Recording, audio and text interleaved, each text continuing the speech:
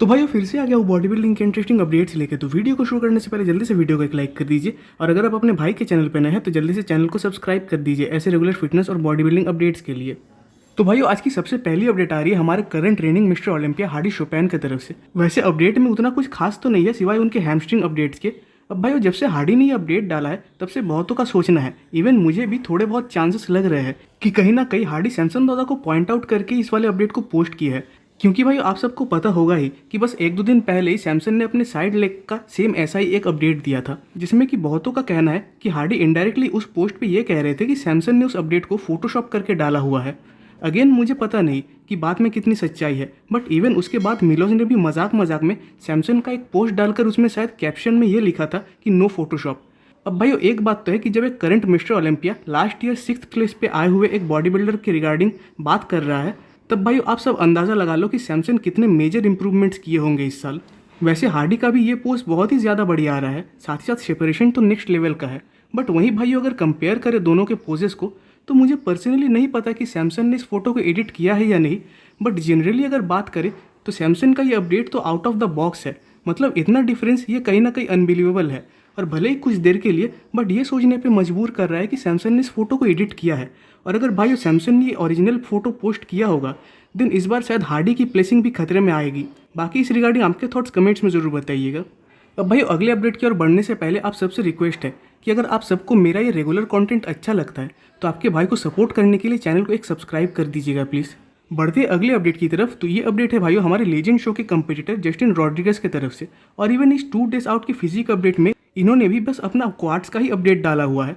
अब बात करें अगर इन्हीं क्वाड्स के ऊपर तो भाई क्वाड्स तो ज़बरदस्त आ रहे हैं, इसमें कोई डाउट नहीं है। खासकर क्वाड्स का जो साइज़ है उसके साथ सेपरेशन और डिटेलिंग एकदम बढ़िया आ रही है और बैठ भी रही है। इवन इनर थाइस में भी कट्स बढ़िया आ रहे हैं। बट भाई 2 डेज आउट के रिगार्डिंग उनकी कंडीशनिंग जिस लेवल पे लगनी चाहिए थी उस लेवल पे नहीं लग रही, और शायद मेरे ख्याल से ये लाइटिंग का ही प्रॉब्लम होगा, क्योंकि लास्ट अपडेट्स में उनकी फिजिक काफ़ी ज़्यादा कंडीशनड और कमाल की थी।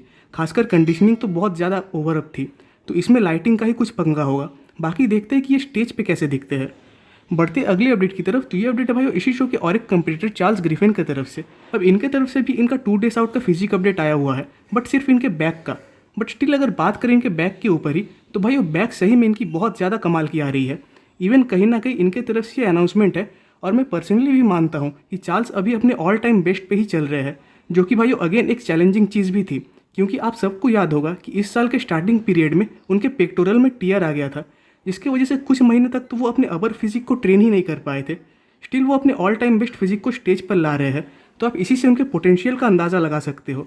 इवन ये सिर्फ मेरे वर्ड्स ही नहीं है, बल्कि आप भी नोटिस कर पा रहे होगे कि इन्होंने कितने ज़्यादा इंप्रूवमेंट्स किए हैं। और भाई अगर सही बताऊँ तो मुझे पर्सनली बहुत ज़्यादा चांसेस लगते हैं कि चार्ल्स लीजेंड शो को जीत सकते हैं। बाकी इस रिगार्डिंग आपके थॉट्स कमेंट्स में ज़रूर बताइएगा भाइयों। बढ़ते इसी शो के और एक कंपटीटर की तरफ, जो कि है भाई जॉन जूएट। अब इन्होंने भी अपना 2 डेज आउट का फिजिक अपडेट दिया हुआ है, और अपडेट से भी बड़ा तो इनका अनाउंसमेंट है। क्योंकि न्यूज़ ये है कि इन्होंने अनाउंसमेंट किया है कि अब वो 212 डिवीजन में कम्पीट नहीं करने वाले, यानी इस साल ओलंपिया में भी नहीं। क्योंकि आप सबको याद होगा कि वो इस साल एटलांटा प्रो के चैंपियन थे 212 डिवीजन के, जिसके लिए उन्हें ओलंपिया क्वालिफिकेशन भी मिला है। बट अब वो 212 डिवीजन में कम्पीट ना करके अपने फ्यूचर और कैरियर को ओपन डिवीजन में आगे लेके जाना चाहते हैं, जो कि अगेन एक बहुत ही बढ़िया बात है। बट भाइयों मेरे ख्याल से अभी माना कि इनकी फिजिक काफ़ी बढ़िया चल रही है, बट अचानक ये आके इस फिजिक के साथ सबको बीट करके शो जीत जाएंगे, वो भी ओपन डिवीजन में, तो मुझे इस बात में कोई दम नहीं लगता। और मेरे ख्याल से ये चीज़ ना ही होने वाली है, और उसमें उनका सबसे बड़ा फ्लॉ उनके लैक ऑफ साइज़ का हो सकता है। अब भाई फिजिक इनकी काफ़ी ज़्यादा बढ़िया है, खासकर कंडीशनिंग तो एकदम हार्ड और रिप्ड है, बट मेरे ख्याल से वो शो को तो नहीं जीत पाएंगे। अब भाई बात कर लेते इसी शो के एक क्लासिक फिजिक एथलीट के ऊपर, जो कि है लोगन फ्रैंकलिन। अब भाई लास्ट ईयर ये ओलंपिया में क्वालिफाइड तो थे, बट उसके बावजूद वो कम्पीट नहीं कर पाए थे, क्योंकि लास्ट टाइम में उनके साथ कुछ हेल्थ रिलेटेड इश्यूज आ गए थे।